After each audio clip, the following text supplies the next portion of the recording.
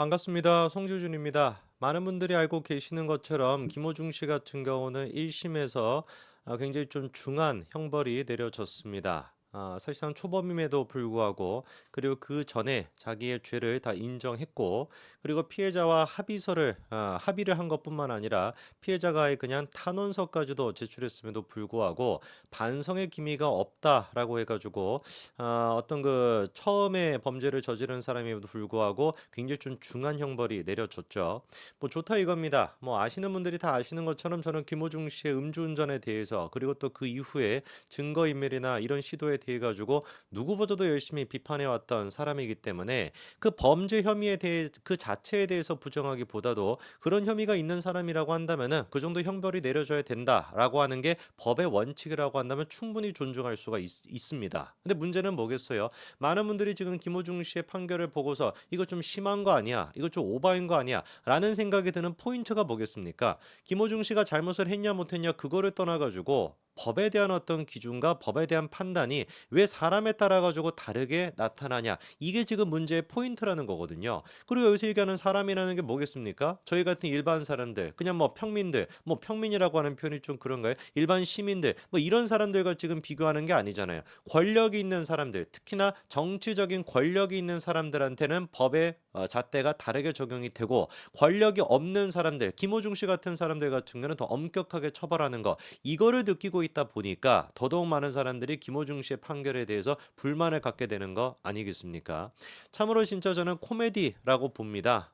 다른 것도 아니고 법이라는 게 권력자한테 그리고 또 정치인들한테 도덕적인 책임과 책임감이 훨씬 더 강한 사람들이 원래 그 정치인들 아니겠습니까? 그런 사람들한테 엄격하게 적용이 돼도 모자랄 판인데 더 유순하게 적용이 된다라는 게 정말 코미디죠. 이번에 그리고 또 이런 분노를 더 불짚을 수 있는 또 소식이 나왔더라고요.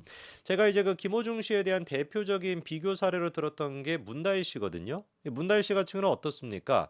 김호중 씨랑 굉장히 비슷한 점이 많아요. 음주운전을 했었고요. 그리고 또 하필이면 피해자도 택시 기사입니다. 둘 다 택시 기사죠, 그렇죠?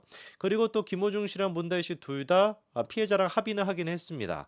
그리고 그 이후에 김호중 씨 같은 경우는 초반에 같은 경우는 좀 경찰 수사를 방해하고 경찰 수사에 어떻게 좀 방해할 수 있을 만한 그런 것들이 있었죠. 뭐 매니저가 개입이 되고 소속 사장 같은 사람들이 개입이 되고 블랙박스를 뭐 없애고 뭐 이런 것들 그런 것들로 인해 가지고 초동 수사가 혼란을 있었던 거는 분명히 맞습니다. 근데 그 이후에 같은 경우는 경찰에 이제 그 협조를 하고 수사나 이런 것들에 전부 다 협조를 했어요. 반대로 문다희 씨 같은 경우는 어떻습니까? 범죄에 대해 가지고 반성하는 기미가 있냐? 뭐 반성하는 기미가 어느 정도 있다라고는 볼 수 있지만 초동 수사에 방해를 끼친 수준이 아니라 아예 그냥 지금 어때요? 검찰이라고 하는 것 자체를 무시하고 있고 개무시하지 않습니까? 김호중 씨 같은 경우는 경찰 수준에서 초동 수사에 방해가 있었다라고 한다면은 문다혜 같은 경우는 그거보다 더 높은 수사기관이 검찰에 대해 가지고 개무시하고 검찰이 몇 번이나 그렇게 참고인 조사를 요청했음에도 불구하고 싹 다 무시했던 게 문다혜거든요. 그러면 우리가 더 엄격하게 문다혜 같은 경우는 누구 딸입니까?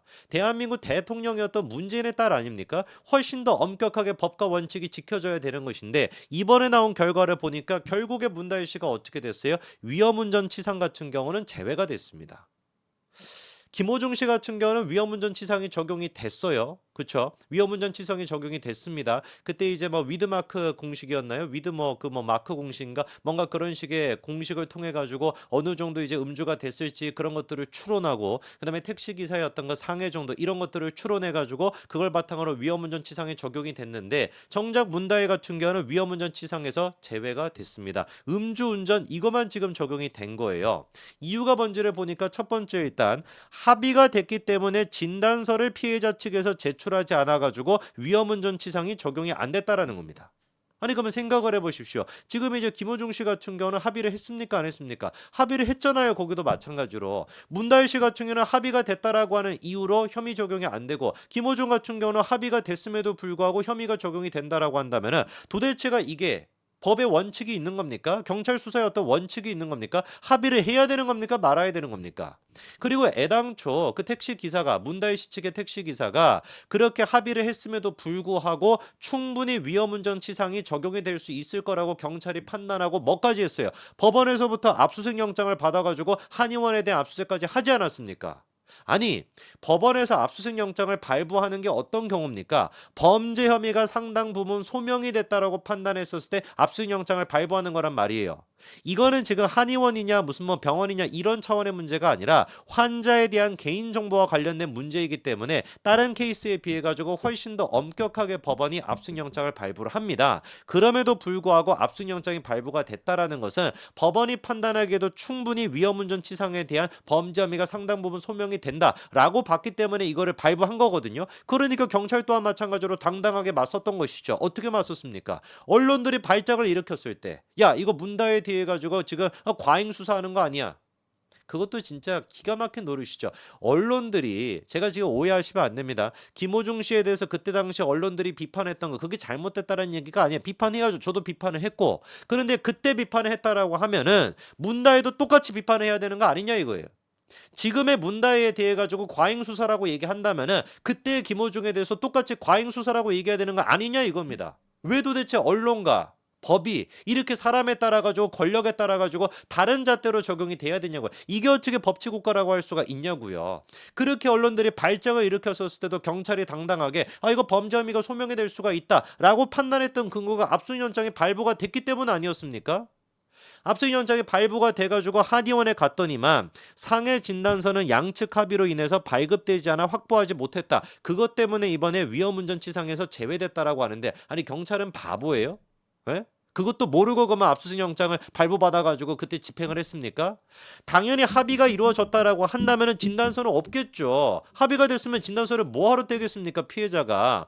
그러면은 애당초 그게 진단서가 없을 거라는 게 전제가 됐으면은 한의원에 가가지고 뭐를 확보를 해야 됐고 뭐를 확보를 했겠습니까 실제로. 어떤 식으로 치료했다라는 기록이 있을 거 아니에요.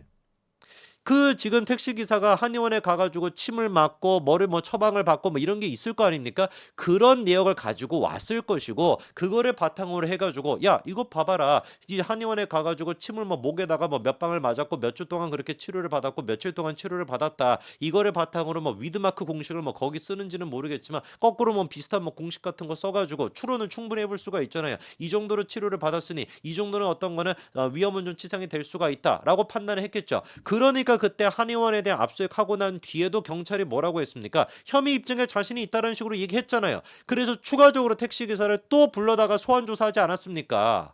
그렇게까지 해놓고 이제 와서는 결국엔 뭔 거예요? 위험운전치상은 제외시켰다. 저는 이거는 경찰이 누구의 눈치를 본다? 권력의 눈치를 보고 있다. 이렇게밖에 볼 수가 없습니다.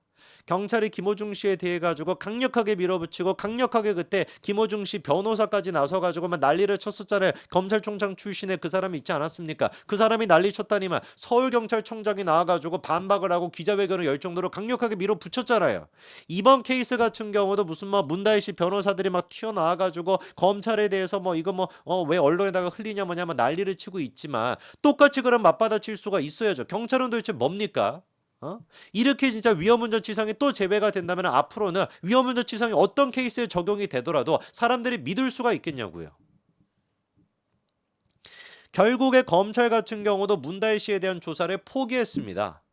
몇 번 가까이나 참고인 조사를 갖다 요청했음에도 불구하고 문다혜 씨 측이 우리 참고인이니까 조사 안 할 거야. 우리 출석 거부할 거야. 라고 해가지고 3번의 출석을 갖다가 싹 다 거절했습니다. 문다혜 같은 경우는 그래가지고 출석하는 거 말고 다른 조사 방법을 강구해 달라라고 요청까지도 하셨대요. 대단하죠. 일반 국민들 같은 경우 이거 한번 강구해 달라고 요청해 보십시오. 강구는커녕 바로 그냥 압수수색 영장 발부돼가지고 끌려가겠지.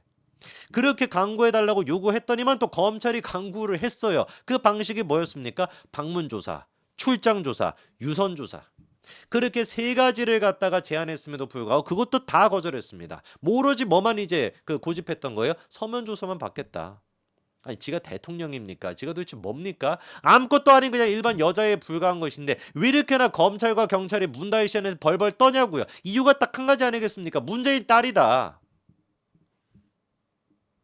결국에 그래가지고 지금 문다에 관련된 이 이슈 같은 경우도 문다의 본인을 갖다가 출석시키는 것이 아니라 뇌물과 관련된 혐의를 김정숙을 불러가지고 지금 조사시키겠다라고 하는데 아니 딸이 안 가는데 김정숙이 가겠습니까? 퍽이나 가겠습니다 진짜로.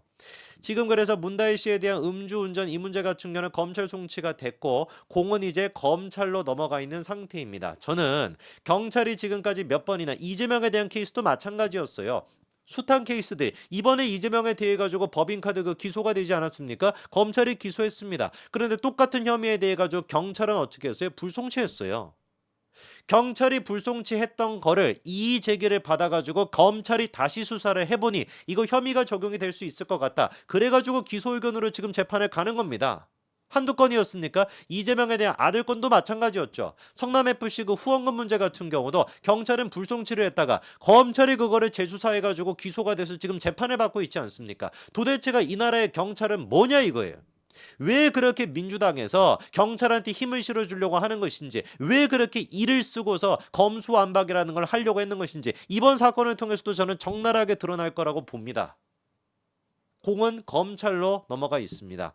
대한민국 사법부에 대한 불신이 하늘을 찌르고 있는 이 상태에서 또다시 문다혜 씨에 대한 케이스를 통해서 일반 국민들한테 절망감을 안겨주지 마시길 바랍니다. 법과 원칙은 모든 사람한테 똑같이 적용이 된다라고 하는 것을 검찰 수사를 통해서 보여주시기 바랍니다. 여기까지 말씀드리겠습니다. 감사합니다.